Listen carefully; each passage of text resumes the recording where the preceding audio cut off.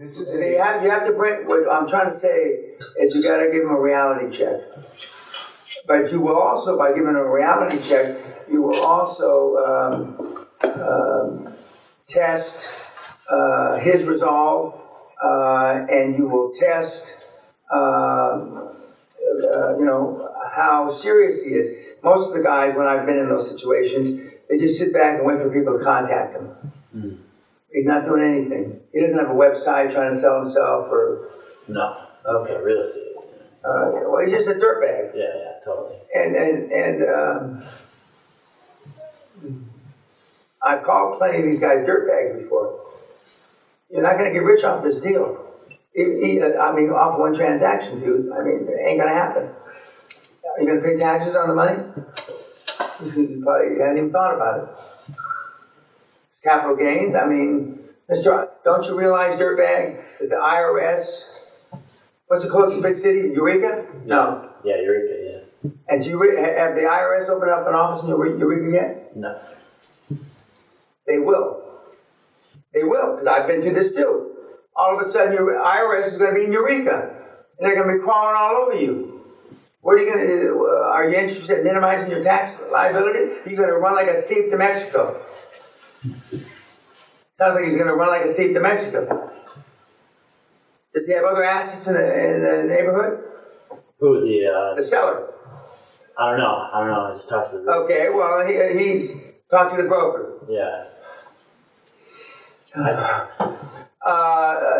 You got assets? You got a family?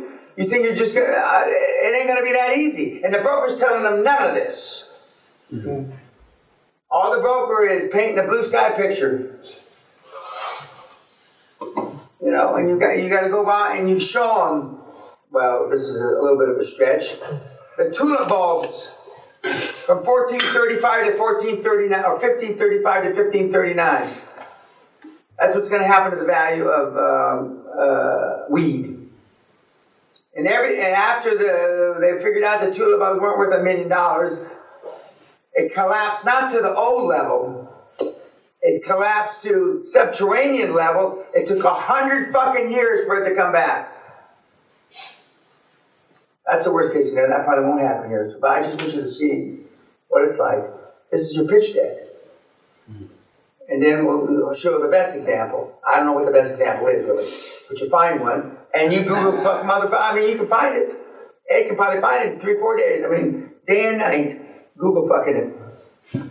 I believe one of the issues is that the neighbors sold already the properties at the price that they requested. So, yes, he's late. Maybe. He's already late. If it was in Europe, probably European Union, we will find that. Yeah. Well, I think the deal is all the ones that are selling at a huge premium, the owner's taking back paper. So I think... the only way that you can make this work is to take back paper. Yeah, Because if they want, fine. So I'll pay you $10 million over 15 years.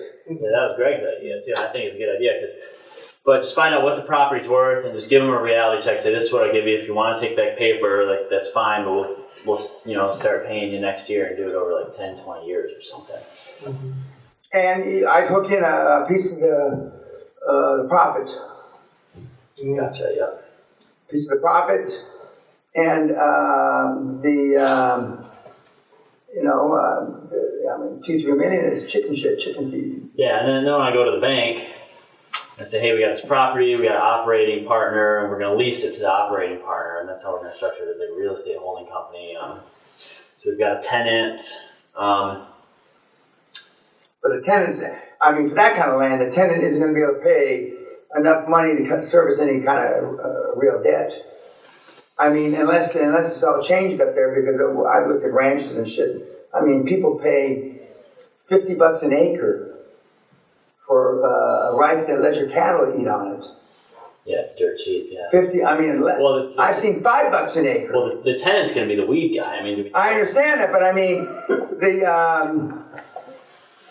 can you have cows or sheep or some shit or goats on the other? This is on 5 acres. It's going to be. It's 500 acres, but you're only going to go on 5, right? Yeah. Can you have the other 450 doing something else? Yes. Sweat the asset. put cows and shit on there, or whatever it is. I don't know what the fuck Yeah, I it mean, is. that'd be the easiest. You don't have to do anything, or just, I don't know, let a timber company come in, but there's not that much timber. I mean, I can't imagine you get any We'll money. bring Marcus Bauer in there. Yeah. Tour it up there, see if there's some oil. Yeah. We'll make holes. See, there's no oil production in there. It's just about having a process on that. Considering everyone's growing weed around there, you be the processor. You.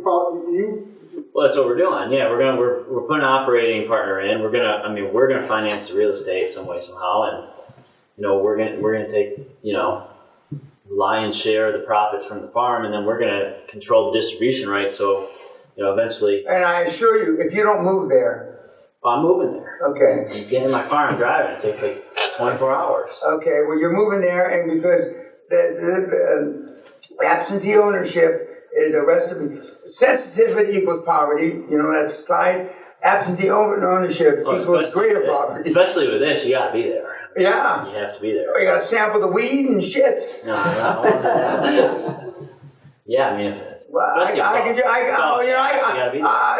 I had a dream that the chairman was smoking weed.